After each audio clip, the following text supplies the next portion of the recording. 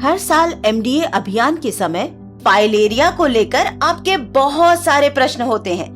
आशा दीदी ये बताइए, आशा दीदी वो बताइए। इस बार मैं डॉक्टर साहब को साथ में लेकर आई हूँ।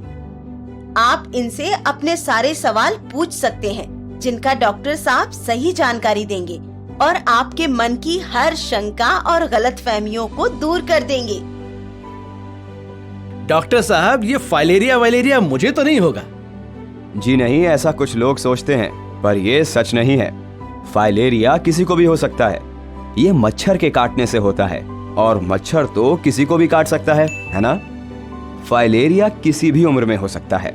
जो लोग संक्रमित क्षेत्र में या किसी संक्रमित व्यक्ति के आसपास रहते हैं, उनको संक्रमण होने का खतरा ज्यादा होता है।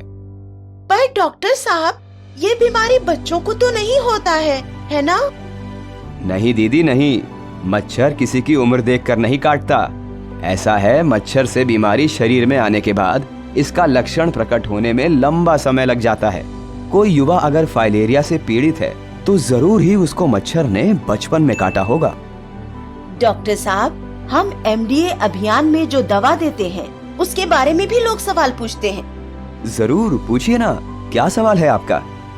डॉक्टर साहब, हम तो सुने थे कि फाइलेरिया से बचाव की दवा दूसरी कोई अन्य दवा के साथ नहीं ली जा सकती है।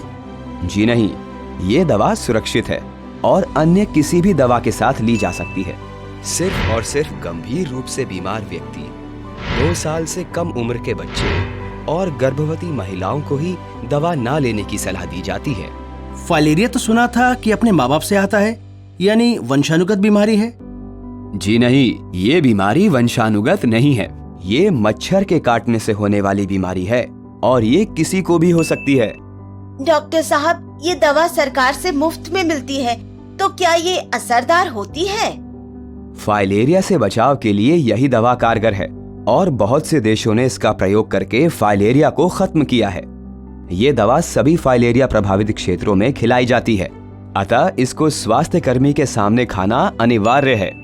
हमको तो किसी ने बोला था कि केवल एल्बेंडाजोल टैबलेट का सेवन करना चाहिए, अन्य दवा का नहीं। नहीं, फाइलेरिया की रोकथाम के लिए केवल एक दवा प्रभावी नहीं है। सभी को सारी आवश्यक दवाओं का सेवन करना चाहिए। सुना है फाइलेरिया से बचाव की दवा शरीर में गर्मी पैदा करती है। बिल्कुल नहीं दीदी, ये शरीर में गर्मी पैदा नहीं करती और पूरी तरह सुरक्षित है। डॉक्टर साहब, क्या ये सही है कि पुरुषों में हाइड्रोसील यानी के अंडकोशों में सूजन साइकिल चलाने और कड़ी मेहनत के कारण होती है? नहीं, हाइड्रोसील एक प्रकार का फाइलेरिया ही है जो संक्रमित मच्छर के काटने से ही होता है। साइकिल चलाने एवं कड़ी मेहनत करने से ये नहीं होता। पर ये बीमारी तो सिर्फ उन लोगों में होती है जो खारा पानी वाले क्षेत्र में रहते हैं।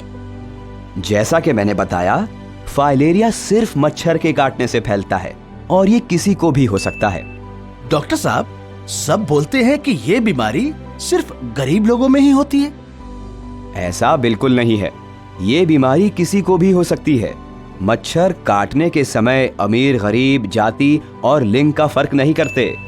याद रहे, फाइलेरिया के रोकथाम के लिए मच्छरदानी का प्रयोग करें, अपने आसपास जल जमाव न होने दें और एमडीए के दौरान सरकार द्वारा मुफ्त दी जाने वाली फाइलेरिया से बचाव की दवा खाएं।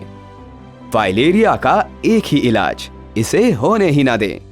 धन्यवाद डॉक्टर साहब, आपने हमारी आंखें खोल दी। हम एमडीए के दौरान फाइलेरिया से बचाव की दवा जरूर खाएंगे। मिलकर रोकेंगे फाइलेरिया।